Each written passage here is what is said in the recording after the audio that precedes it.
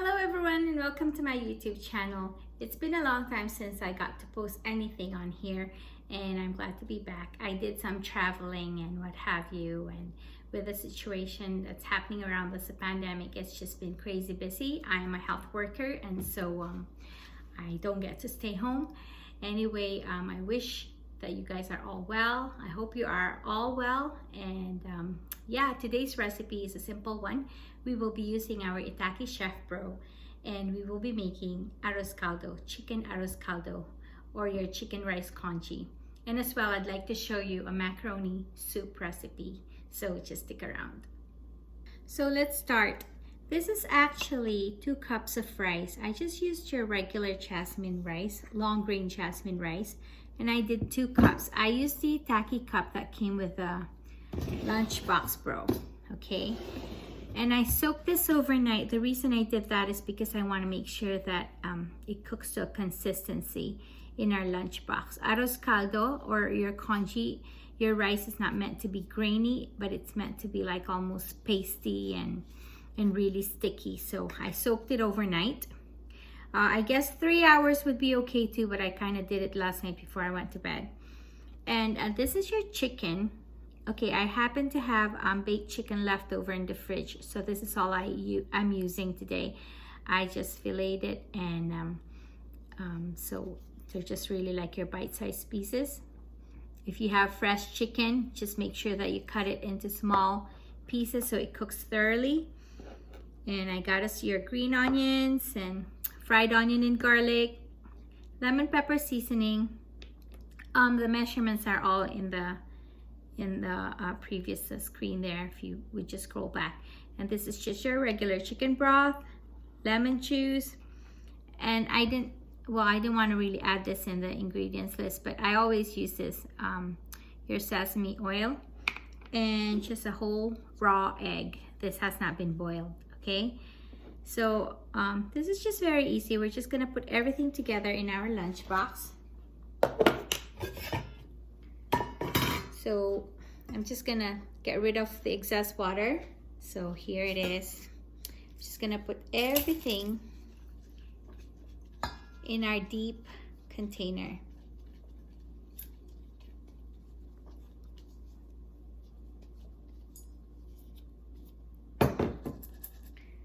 There it is. Now this is our chicken. I'm just gonna put everything together in there. In our onion, fried onion and garlic, our lemon juice, our chicken broth, our lemon pepper seasoning, and like I said, I like this stuff. This is our sesame oil. Okay, oh, bit of a splatter. Add 8 cups of water. Now I'm just gonna mix everything together.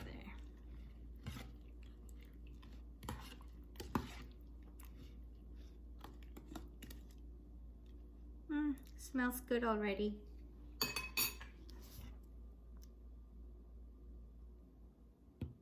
Now in our base, we're gonna do 1 3/4. Okay, so that's 1 3/4. We're just gonna put our rice and all the other ingredients in there. We're gonna grab our shallow pan. Okay, and we're gonna get our egg. I'll just let this sit on here. I've never tried this before, but I know I've cooked it in the middle of the rice and it cooked okay. And I've also added it to my adobo pot and it cooked okay. So I'm just hoping it will cook just fine in here as well. Let's just cover that up.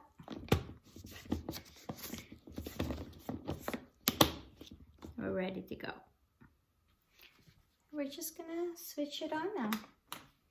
There you go. Now that red light is on, it's gonna keep cooking for as long as there's water in the base. As soon as the water is all out, it's going to shut off. And usually around there, everything should be cooked perfectly. So our Arroz Caldo just shut off. It's very hot right now. Now people ask me, what are the things that I notice could be problematic with the Itaki Chef Pro? I will show you now, okay? Because there's a lot of steam buildup around the rim where the cover and the base meet. Like you cannot trust to grab it by the handles because it could unlock, you know, it twists easily. So by, you know, doing that, you know, you could drop your whole meal and you could really hurt yourself because it's very hot. So do not carry it with just the handles after it cooks. Try to grab like a cloth maybe to support the bottom. Then that way you don't hurt your hand and it doesn't risk sliding off. These things are really, really flimsy, and this is where I think they could improve the product. Okay, and also I remember when I got my Janolia, the top one had a little metal thingy that would stick out, so you can easily grab the top pan, the shallow pan. This one doesn't. So I hope that they put that in as well. So a lot of times I have to get either a fork or a knife to take it out of the deep container, but that's okay, that's manageable. But the most important thing is the safety issue. These things are a little flimsy and they do slide off, like I said, okay? Because if you look on the side, there's not much of a lip to grab onto for the top part, and it doesn't really lock. It can easily turn when there's a lot of moisture here. Okay, so we're gonna take our egg out. Okay. And this is the Arroz Caldo. Okay, so let's give that a good mix. It's still piping hot. Let's give that a good mix. Oh, I think it came out really good. Really, really good, guys. I don't know if you can see all that steam. I suppose I like my Arroz Caldo thick, but if you want it a little bit more watery, we added 7 cups. You can easily add another cup. Okay, and like I said, you soak your rice. And then I cut up some green onions, so you can do that. Oh, it's looking really good right now.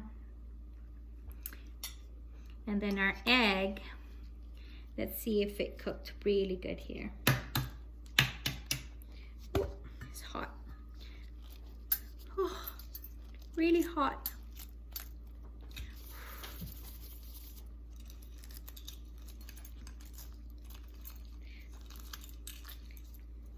Oh, so hot. Yeah, our egg cooked through.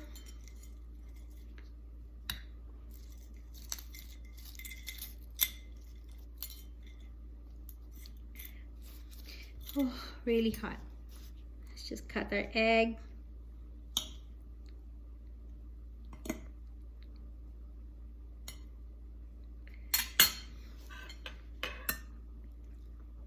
This is our egg. Hope you can see that okay. You can just go ahead and put that on top of our Arroz Caldo.